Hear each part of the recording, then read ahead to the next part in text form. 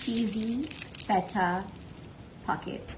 Senang je, kat dalam mangkuk lenyekkan feta cheese, masukkan telur, garlic powder, onion powder dan juga chopped parsley. Gaul-gaul-gaul, masukkan shredded mozzarella.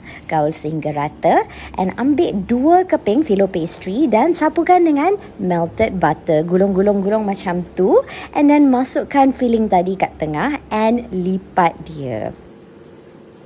After dah lipat dia, letakkan ke atas tray and sapukan more melted butter on top and sprinkle some black sesame seeds. Senang je. And then bakar kat dalam oven at 180 degrees Celsius lebih kurang 8 hingga 10 minit. Look at how beautiful that is.